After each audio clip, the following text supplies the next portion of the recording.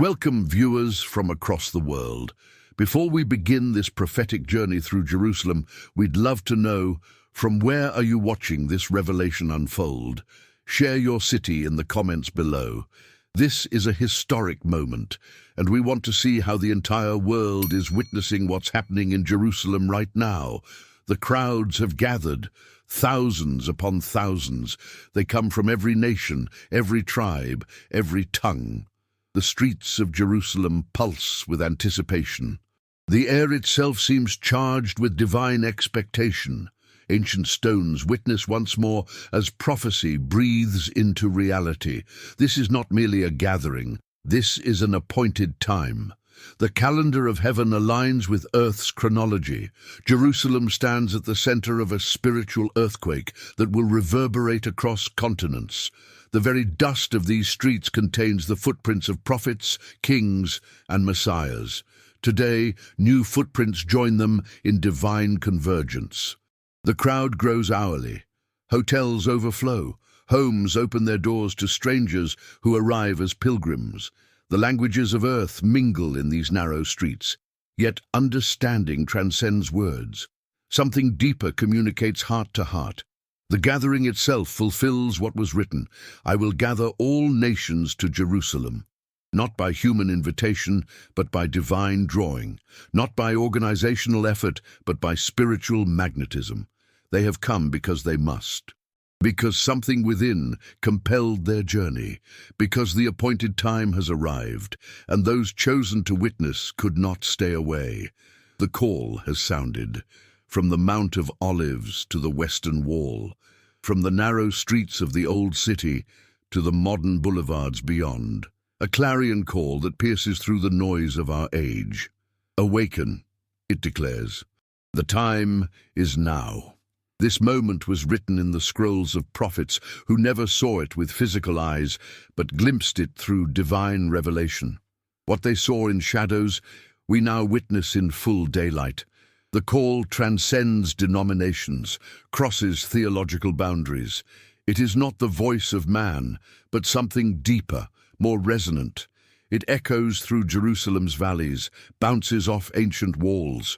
Even those who came as skeptics find themselves responding. Journalists who arrived to document now participate. Tourists who came for history now encounter destiny. The call penetrates barriers of language, of culture, of religious tradition. It speaks to something primal in the human spirit, something that recognizes authentic divine initiative.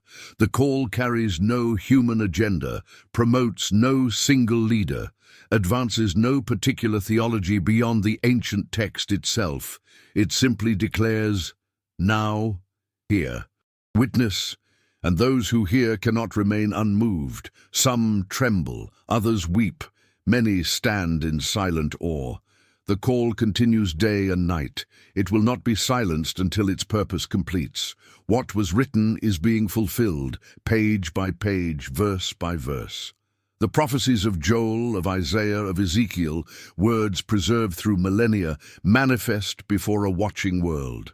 I will pour out my spirit on all flesh, the ancient text declared. And now, in this sacred city, that outpouring begins, not as theologians imagined, not as scholars predicted, but as the divine orchestrated. The fulfillment arrives with precision timing, neither delayed nor premature. Jerusalem becomes once more the epicenter of prophecy's fulfillment. The world may not understand, but it cannot look away. Skeptics seek alternative explanations. Religious leaders debate interpretations. But those present simply experience. They see with their own eyes ancient words taking tangible form. Dreams and visions flourish. The young see what generations hoped for. The elderly understand what they had pondered lifelong. Wisdom flows from unexpected sources. Insight emerges from overlooked corners. The prophetic texts once confined to parchment and pulpit now walk Jerusalem's streets in flesh and blood. Even those unfamiliar with the ancient prophecies sense their fulfillment. Something primordial within human consciousness recognizes when heaven touches earth, when divine promise finds expression in human experience, when what was foretold arrives in fullness. It happens now, not yesterday, not tomorrow, this very moment. As you watch, as you listen, history and prophecy converge. The present moment swells with significance. What generations long to see unfolds in real time. Jerusalem trembles not with fear, but with reverence. Streets that have witnessed civilizations rise and fall now witness heaven's agenda unfolding. Cameras capture, but cannot fully convey. Technology transmits, but cannot translate the weight of this moment. It happens now, while nations debate, while powers scheme, while the everyday world continues in its rhythms, unaware that everything changes from this moment forward. The present tense becomes sacred tense. Is happening becomes holy declaration. Participants lose track of hours, of days. Time itself seems altered in Jerusalem.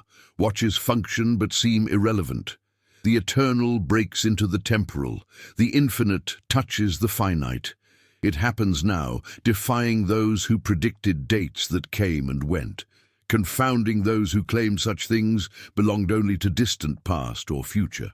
The nowness of this moment stamps itself on every consciousness present. No one says, perhaps tomorrow. All proclaim, it is today. The prophetic now sweeps aside theological debates about timing and sequence. It silences arguments with experience. It transforms academic discussion into first-hand witness. It happens now, and those present become its living testimony. Listen to the voices rising. Prayers in 100 languages ascend like incense. Pilgrims who journeyed thousands of miles find themselves overcome. Some weep silently. Others raise hands in wordless surrender. Still others kneel upon stones, polished by centuries of devotion. The voice of the people becomes a symphony of expectation and gratitude. We have lived to see this day, they whisper. Their collective testimony bears witness.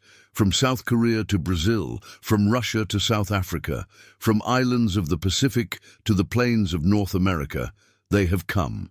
Their presence fulfills yet another prophecy. All nations shall flow to it. Individual stories emerge. The businessman who abandoned a crucial meeting because of a dream. The student who spent her last savings on airfare. The elderly couple who defied medical advice to make one final journey. The skeptic who came to disprove but remains to worship.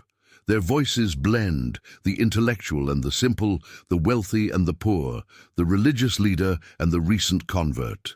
Ancient divisions dissolve in this chorus of testimony. Historical enemies embrace. Theological opponents kneel side by side.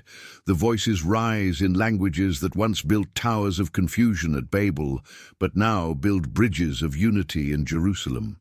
Words fail, then emerge renewed. Silence speaks, then breaks into song. The voice of the people becomes prophetic declaration, becomes worship, becomes witness that will echo across continents when they return. The shofar sounds. Its primal cry splits the heavens, one long, unwavering note that seems to suspend time itself, then the staccato blasts that speak of alertness, of attention. The ancient ram's horn carries no electronic enhancement, needs no amplification. Its voice has called Israel to attention for thousands of years. Now it calls the nations.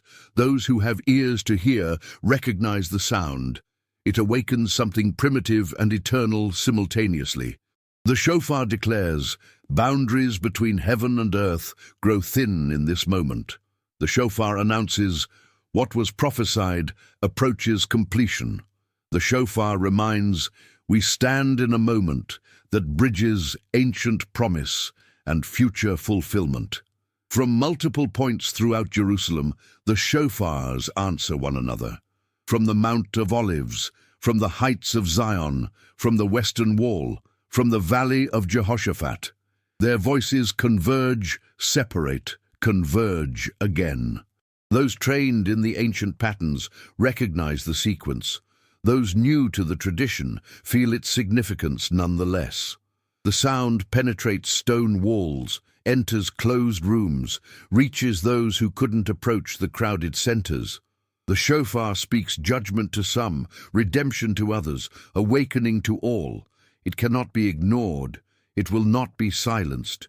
It has announced divine moments since Sinai. It announces one now in Jerusalem. And when it finally ceases, the silence itself becomes holy. No one speaks, no one moves, all understand. What comes next emerges from eternity itself. Remember what brought us here. The exodus from Egypt, the giving of the law at Sinai, the kingdom of David, the exile to Babylon, the return to rebuild, the destruction of the temple, the scattering across the earth, the miraculous restoration of Israel in 1948. Each chapter prepared for this moment. Each generation carried the flame of expectation. Each tragedy and triumph served divine purpose. The tapestry of Jewish history intertwines with the story of faith across millennia. Persecution could not extinguish it. Diaspora could not dilute it. Political powers could not control it. What we witness today connects directly to Abraham's call, to Moses' leadership, to David's psalms, to Solomon's wisdom, to Isaiah's visions. The thread remains unbroken.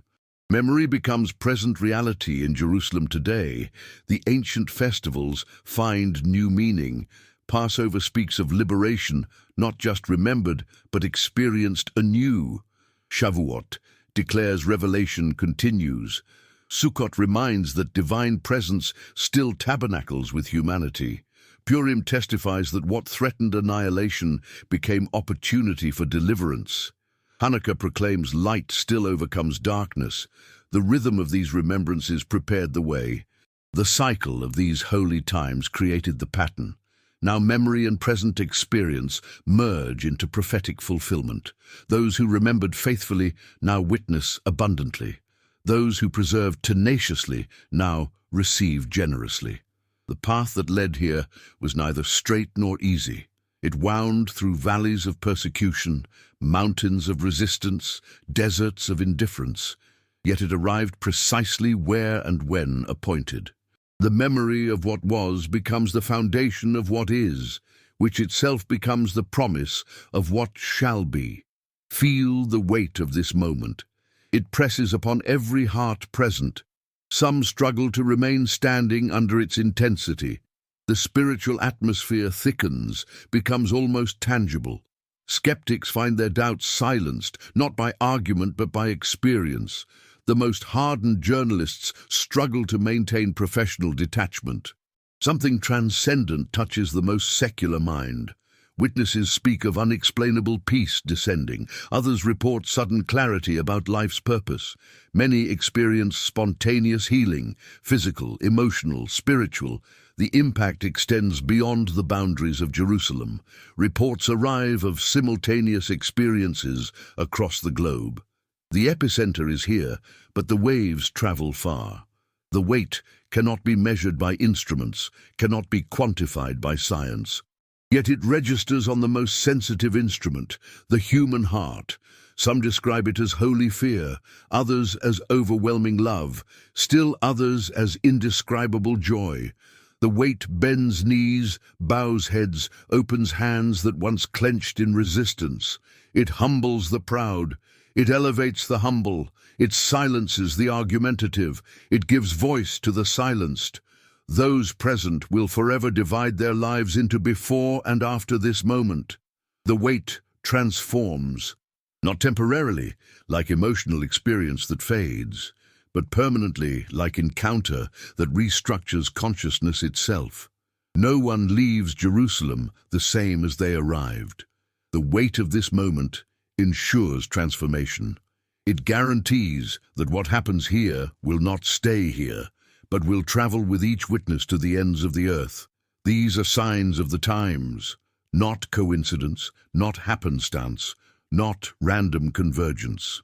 The celestial alignments, the political developments, the technological capabilities that broadcast this moment, all were foretold. Knowledge will increase, Daniel wrote. Many will go back and forth, he continued. And here we are, witnessing through devices that connect continents, that translate languages instantly, that bring Jerusalem into living rooms from Tokyo to Toronto.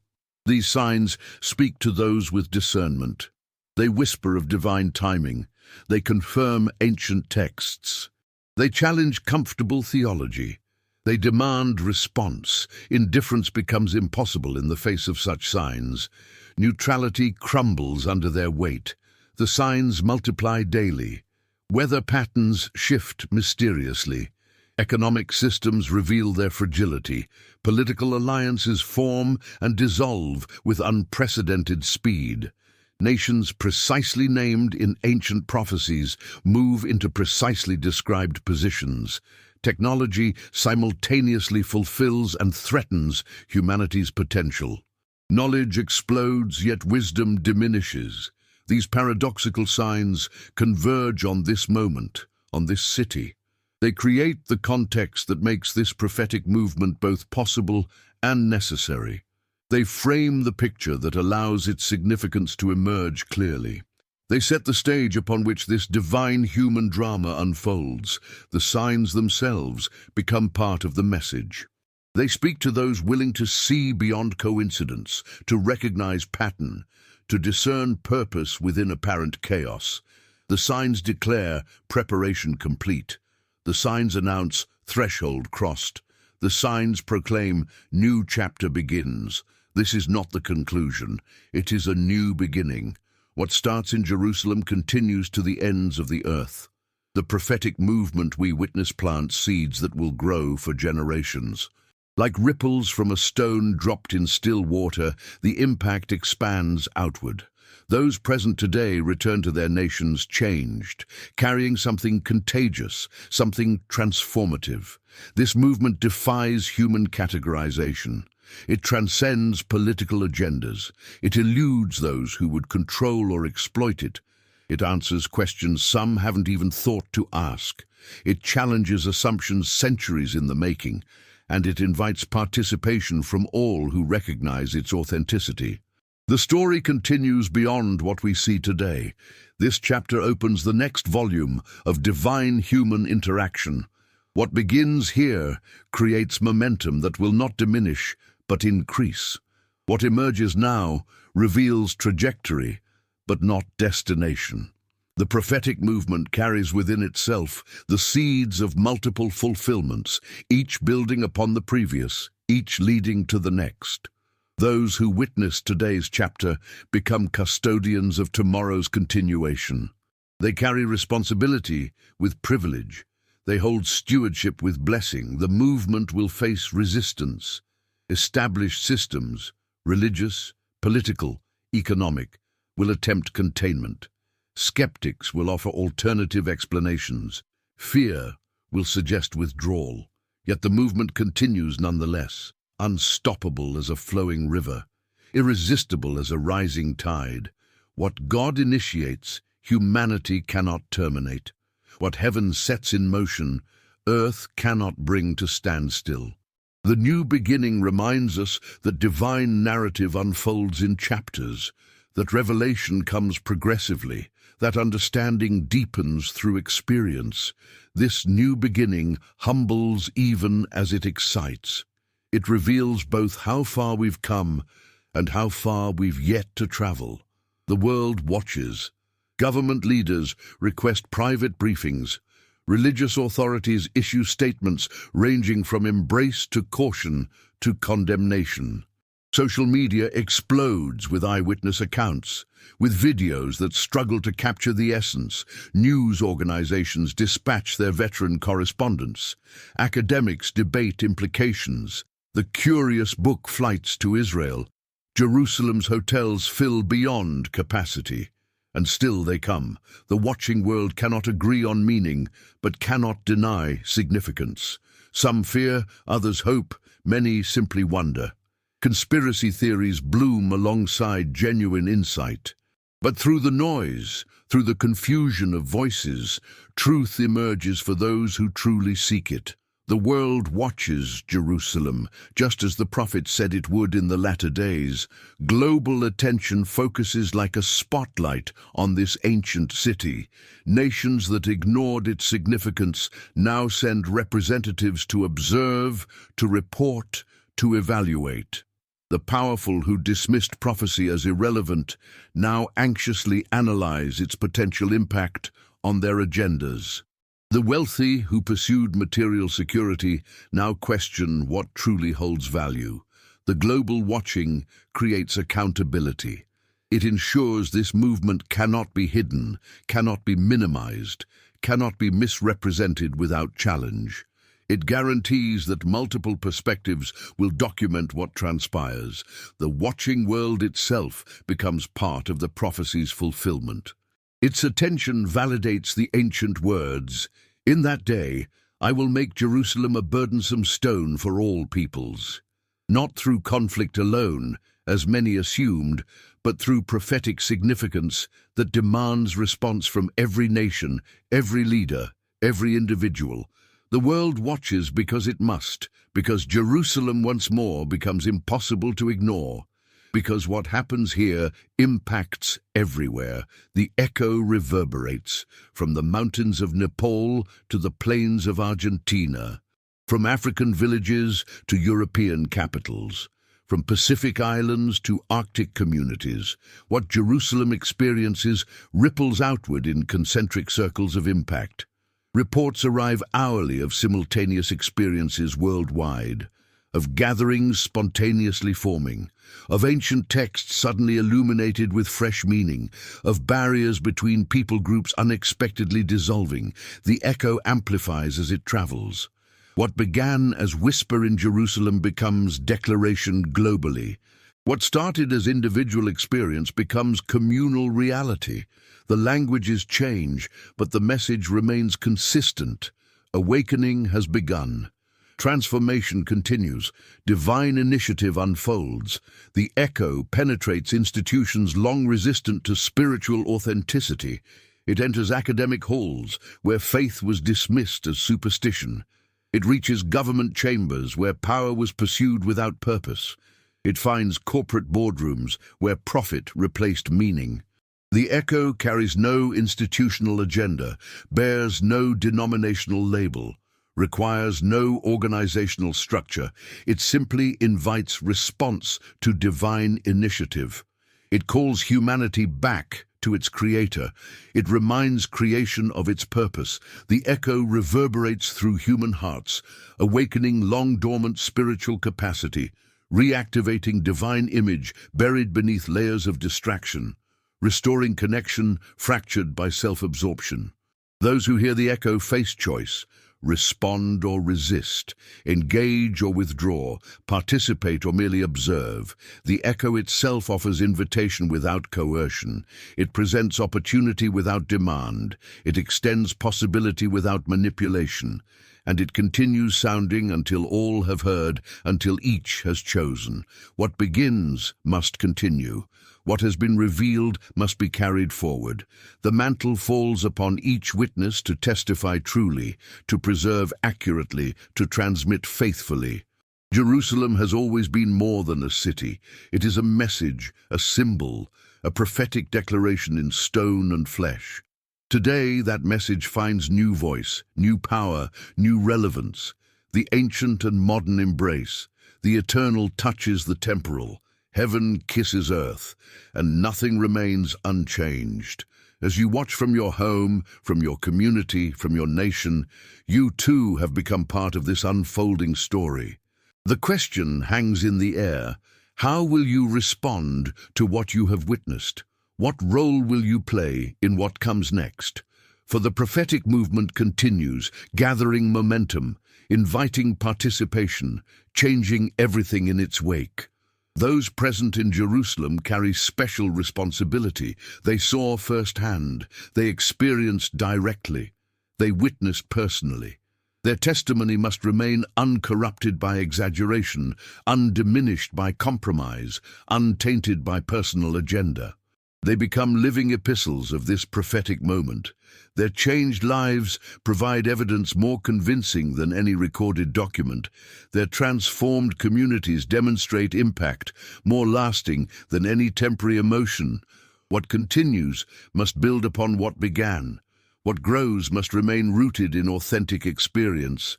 What develops must preserve essential truth. The continuation demands both courage and humility, boldness to declare what was witnessed, meekness to acknowledge limited understanding, conviction regarding experience, openness regarding interpretation. The prophetic movement advances neither through rigid control nor through chaotic abandon, but through faithful stewardship of revelation that simultaneously preserves and releases. What has begun in Jerusalem must continue everywhere. What was witnessed by some must become accessible to all. What was revealed in seed form must grow to full harvest. The wind still blows where it wishes. The Spirit still moves with sovereign freedom. Jerusalem still stands as witness to covenants made and kept. And the story, our story, humanity's story, God's story, continues unfolding. We have been privileged to witness this chapter. Perhaps we will see the next as well. Until then, we carry what we have seen in our hearts. We share what we have witnessed with our words. We live what we have experienced through our actions. From Jerusalem, the city of the great King, this prophetic declaration goes forth. Watch and pray. The ancient promises remain true. The prophetic timeline advances, and those with eyes to see recognize the season. The prophetic movement happening before our eyes brings both comfort and challenge. It assures that divine purpose unfolds despite human resistance. It warns that response to revelation brings responsibility. It promises that participation brings transformation. It cautions that rejection brings consequence. Yet above all, it declares hope, hope that transcends circumstance, hope that overcomes fear, hope that defeats despair. The prophetic movement reminds we live in story larger than ourselves. We participate in purpose beyond our design. We belong to community that transcends time. From Jerusalem today, hope radiates globally. Not naive optimism that denies reality's darkness, not wishful thinking that ignores genuine threat, but anchored hope, grounded hope, prophetic hope that stands firmly on divine character, divine promise, divine faithfulness, demonstrated across millennia. Such hope sustains, such hope transforms, such hope overcomes. The prophetic movement calls each witness to become agent of this hope, to carry its light into dark corners, to speak its truth into confused conversations, to demonstrate its reality through transformed living. From Jerusalem to the ends of the earth, the prophetic declaration continues. Shalom from the city of peace. Blessing from the city of promise, hope from the city of fulfillment.